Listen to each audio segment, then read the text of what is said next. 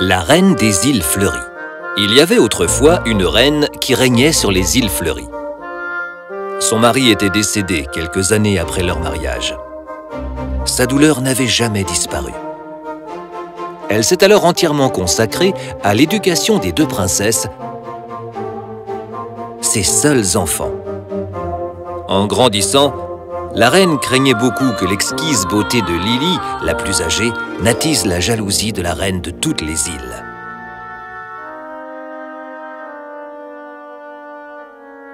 Car la reine de toutes les îles se targuait d'être la plus belle femme du monde et insistait pour que toutes ses rivales s'inclinent devant ses charmes.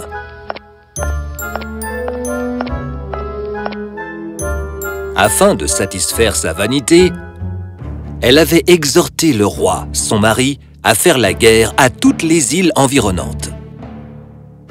Et il le fit, son unique souhait étant de faire plaisir à sa reine, avec une seule condition. Toute princesse de sang royal des pays nouvellement conquis devrait se présenter à leur cour dès l'âge de 15 ans et rendre hommage à la beauté de sa reine. La reine des îles fleuries était bien décidée à présenter sa fille à la fière reine le jour de son 15e anniversaire. La grande beauté de la jeune princesse était connue et la reine était au courant. Elle attendait sa visite avec inquiétude. Oh, pardon. Es-tu prête, ma princesse? Oui, maman. L'anxiété de la reine s'était vite changée en jalousie. Car lorsque le rendez-vous eut finalement lieu, il était impossible de ne pas être ébloui par ses charmes. Et elle fut obligée d'admettre qu'elle n'avait jamais vu quelqu'un d'aussi délicieusement adorable. Mais rien n'aurait pu lui faire croire que quelqu'un puisse l'éclipser. J'ai bien peur de ne pas me sentir bien, tu sais. Nous devrons poursuivre une autre fois. L'admiration de toute la cour l'avait rendue tellement en colère qu'elle dut prétendre être malade pour se retirer dans sa chambre. Elle fit savoir à la reine des îles fleuries qu'elle ne serait pas en mesure de la revoir un jour. Elle confia à l'une des grandes dames de la cour qu'elle lui conseillait de retourner chez elle avec la princesse. Mais comme c'était une vieille amie de la reine des îles fleuries, la reine ne tarda pas à comprendre. Consciente des pouvoirs magiques de la reine furieuse, elle prévint sa fille qu'elle était menacée d'un grand danger et qu'elle ne devait quitter le palais pour aucune raison au cours des 6 prochains mois. Les 6 mois étaient presque passés, et le dernier jour, une splendide fête était donnée dans un champ près du palace. La princesse implora sa mère de la laisser aller au champ. Et la reine, pensant que tout était terminé, lui fit la promesse de l'y emmener.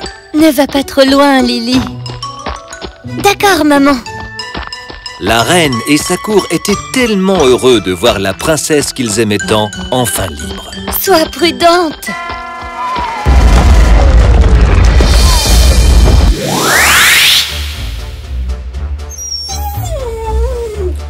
N'es-tu pas trop mignon comme chien? D'où est-ce que tu viens? Où sommes-nous? Il y a une minute, j'étais avec ma mère et ma sœur. Et là, je suis ici. Montre-moi le chemin, petit chien. Oh, wow! Regarde ce que tu as trouvé pour moi. La princesse courut à cet endroit charmant et s'assit sur l'herbe pour profiter du moment. Ce qui ne dura pas longtemps, quand elle commença à penser au malheur et à fondre en larmes. Ce fruit et cette eau fraîche m'empêcheront de mourir, c'est sûr. Mais que se passera-t-il si une bête sauvage apparaît et essaye de me manger? La princesse passa la journée près de la fontaine, essayant de se distraire en jouant avec le petit chien. Mais à l'approche de la nuit, elle se demanda ce qu'elle devrait faire. Qu'est-ce que c'est? Ok, très bien.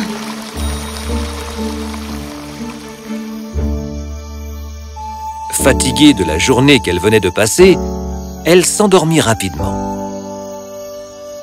Là, elle mangea plus de fruits, but de l'eau, elle marcha au milieu des fleurs, joua avec son petit chien et rentra dormir la nuit dans la grotte. Plusieurs mois s'écoulèrent ainsi. Et lorsque ses terreurs disparurent enfin, elle accepta son destin.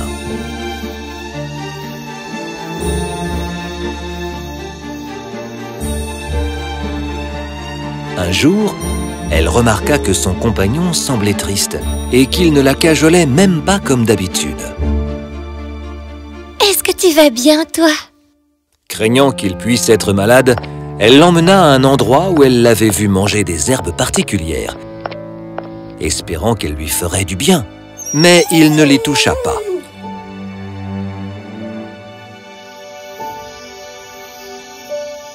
Lorsqu'elle se réveilla, sa première pensée fut pour son petit chien. Elle sortit de la grotte en courant pour le chercher. Bonjour. Le vieil homme disparut si vite qu'elle eut à peine le temps de le voir. Elle se demanda si son petit chien s'était égaré ou si le vieil homme l'avait volé.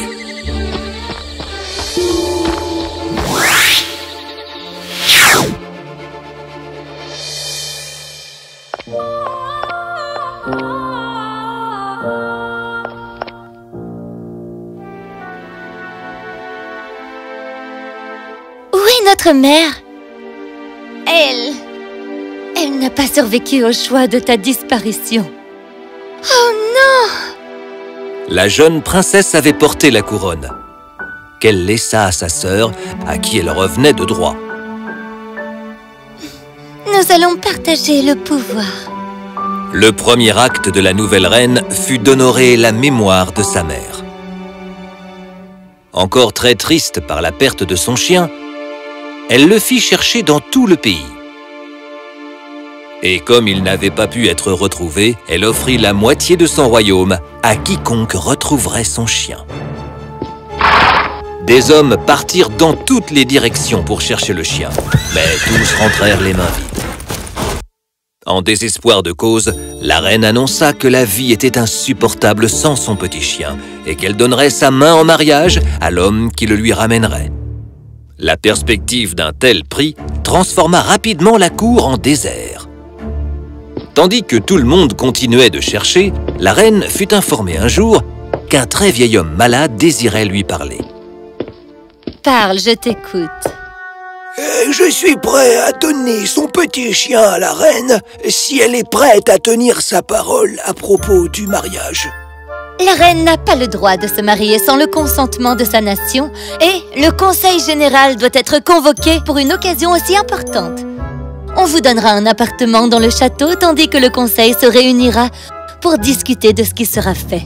Merci, Majesté. Le lendemain, le conseil se réunit. Et sur le conseil de la princesse, il fut décidé d'offrir à l'homme une grosse somme d'argent pour le chien. Et s'il refusait, il serait banni du royaume. Mais l'homme refusa et il quitta la salle. Daisy informa la reine de ce qui s'était passé. Et la reine décida, étant sa propre maîtresse, de renoncer à son trône et de parcourir le monde jusqu'à ce qu'elle ait retrouvé son petit chien. Errer dans le monde pour un simple chien? Vous pourriez avoir n'importe quel chien ou homme que vous vouliez. Ma décision est prise, ma sœur. Alors qu'ils discutaient de la question, un chambellan apparut pour les informer que la baie était recouverte de navires. Regarde tous ces bateaux. Ils doivent venir d'une nation amie. Comment peux-tu savoir? Chaque navire porte des drapeaux, des banderoles et des bannières et déployer un grand drapeau blanc de la paix. Est-ce que tu comprends, Lily?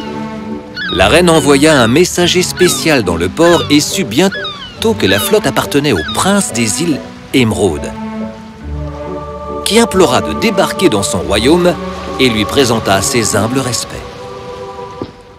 La reine le pria de s'asseoir et eut une conversation d'1 heure avec lui. « Ma reine, j'ai beaucoup de choses étranges à vous dire, que vous seuls saurez si elles sont vraies. Oui, d'accord. Je t'écoute. Je suis voisin de la reine de toutes les îles. Un petit isthme relie une partie de mes États au sien. Un jour, alors que je chassais un cerf, j'ai eu le malheur de la rencontrer et, ne la reconnaissant pas, je ne me suis pas arrêté pour la saluer de façon appropriée. Madame, vous savez mieux que quiconque à quel point elle est poussée par la vengeance. Je l'ai appris à mes dépens. Je me suis vite retrouvé dans un pays lointain, transformé en petit chien. C'est alors que j'ai eu l'honneur de vous rencontrer, Votre Majesté. Mais la reine était encore assoiffée de vengeance. Alors, elle me transforma en vieil homme. J'ai eu tellement peur de paraître déplaisant à vos yeux que je me suis caché profondément dans la forêt. J'ai eu la chance de rencontrer une fée bienveillante qui m'a délivré du pouvoir de la fière reine.